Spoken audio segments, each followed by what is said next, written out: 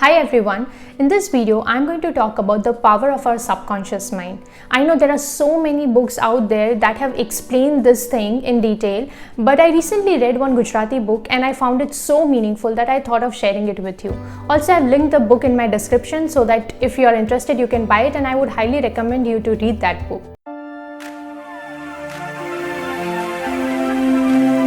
For those who are new to my channel, my name is Maitri Shah and I'm here to share with you everything that I learned from experiences, from reading books and from listening to stories and observing stories around me.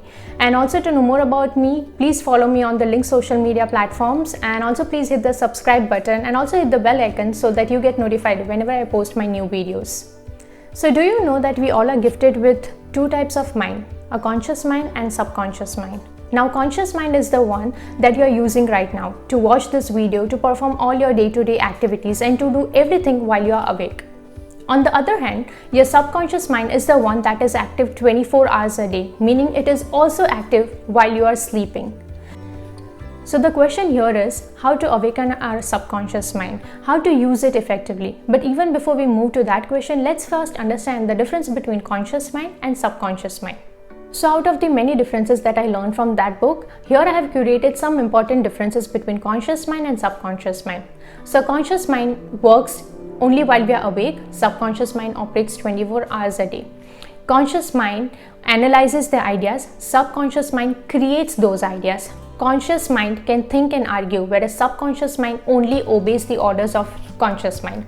Conscious mind executes the ideas, subconscious mind plans how to execute it. Conscious mind understands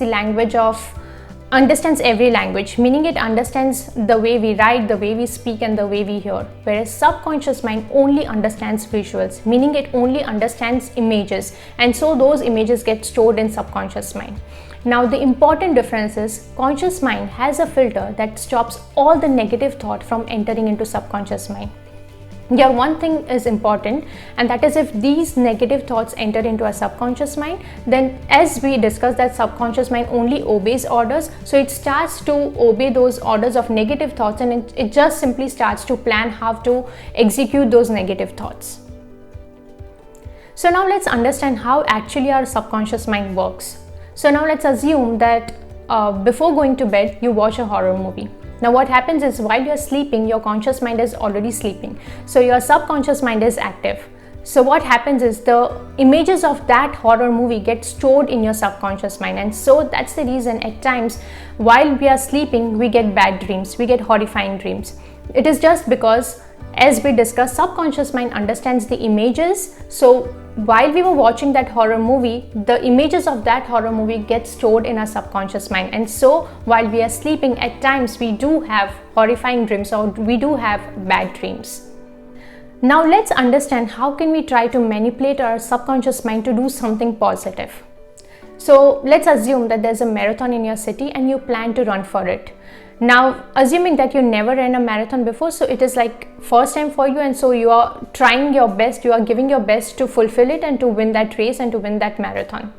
So if you start visualizing yourself as running during that marathon and having fun with so many people running along you, and also running in the early morning is anyway very refreshing. So if you start visualizing those things, then the day you run that marathon, you will actually be so much energized and pumped up, because those images that you used to visualize were stored in your subconscious mind. So subconscious mind has then helped you to plan the entire marathon and to help you win that particular marathon. So your subconscious mind played an important role in driving all its force to help you run through the marathon and also to achieve what you had targeted to achieve.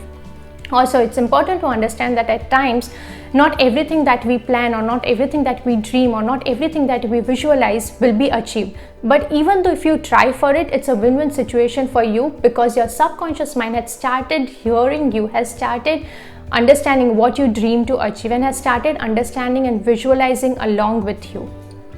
So now, having talked about the positive and negative examples and also how you can manipulate your subconscious mind, now let's understand how you can actually awaken your subconscious mind and how can you use it effectively. So for that, I have curated 7 simple points which, if used effectively and regularly, can really help you awaken your subconscious mind.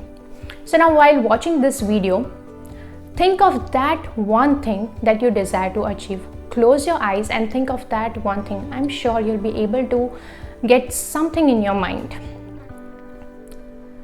From this point onward, consider that one thing as your goal of your life. Target it as your goal, and from this point onwards, start working towards it. Start planning, do the reverse engineering, start thinking about what all things you should be doing in order to achieve that goal. Now, while you try everything to achieve that goal, keep telling your mind that you can achieve this. This is really important because this will be stored in your conscious mind and your conscious mind won't get distracted. Now, combine your goal with your emotion, because there has to be a burning desire inside you which can help you work and which can help you achieve that goal. Remember, when goal combined with emotion is the best thing that works for you. Now, every day while you work towards your goal, spare at least 15 to 20 minutes in a dark room, close your eyes and start visualizing yourself as being able to achieve that goal.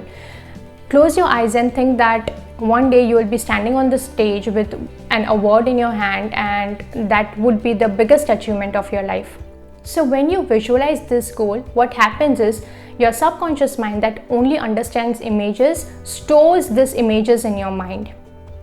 So now your subconscious mind starts helping you plan the steps that will be required to achieve your goal. These plans will be then executed by your conscious mind. So now, while you patiently work towards your goal, wait for the results with a lot of patience, and trust that even though if you fail after giving so much into it, it's perfectly fine. Remember, one failure is going to lead you to tremendous success. That one failure is going to be the stepping stone in your journey of success. So even after trying these 7 steps and working really very hard, if you fail, it is perfectly fine. This failure is going to be very important in your life. But all you have to do is you have to trust the 7 steps and regularly practice them, so that one day you'll be able to effectively use your conscious mind and subconscious mind, and together they both will be able to guide, plan and help you execute all your plans. And remember, the end result is your goal will be achieved. So it's a win-win situation if you trust the 7 steps and if you regularly work on it. So by reading this book, I realized one of my personal experience, which back then I didn't knew it worked in this way, because when that thing had happened, I never knew what is conscious mind, what is subconscious mind, how to use it and how to drive all your force into it. So it's about my stage fear. I remember when in school I was a kid and I was asked to get on the stage and sing prayers, I was super conscious. I had that fear of stage, getting on the stage, speaking in front of so many students or the audience, and my legs used to shiver a lot. And that fear continued with me as I grew up.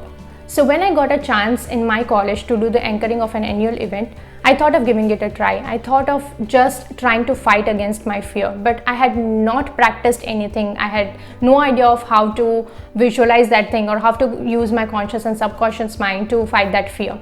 So that anchoring was horrible. It was the most disastrous experience of my life. My legs were shivering. I was like just mumbling anything, and my anchoring was horrible. After moving out of college, when I started working, there was a point in my life I thought that I should find a way out to fight that stage fear. And during that time, I got an opportunity to host the wedding function of my relative. They asked me to do the anchoring of their Sangeet event, and I was like, I don't know how to do it. How am I going to do it? But they were like, you should do it because you'll be good at it.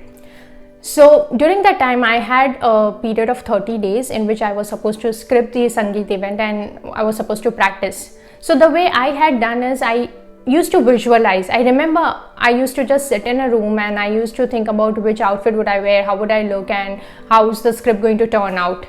And trust me, that visualization actually turned out the way I had visualized it. On the day of the Sangeet event, everything was going on the way I had planned it. And from that day onwards, my fear of stage just went away. I mean, I was no longer, and even today I'm no longer afraid of getting on the stage and doing any sort of anchoring or speaking on the stage. Now that fear no longer haunts me. So today, after reading this book, I realized that okay, during that time, actually my conscious mind and subconscious mind together had helped me achieve that thing and had helped me fight against my fear of stage, because I had trusted them, because I had tried to put all my force into it, and together they both helped me to fight against that fear. So always remember, if you trust your conscious mind and subconscious mind, then they will really help you to achieve everything that you desire, given that you practice these 7 steps daily in your life, and also given that you accept your failures and you don't quit easily. Remember, the journey to success will have roadblocks, and that roadblocks are actually going to be the stepping stone in your journey of success. So thank you for watching this video, and also if there's a story that you remember after watching this video, then do comment below. I would be happy to know your story of the change in your life because you used your subconscious and conscious mind back then, which you have realized only after watching this video. Also, if you have any comments or any suggestions, please comment below. I would be more than happy to put my thoughts on it and to work on it. Thank you for watching this video, and please subscribe and hit the bell icon so that you get notified whenever I post my next video. Thank you.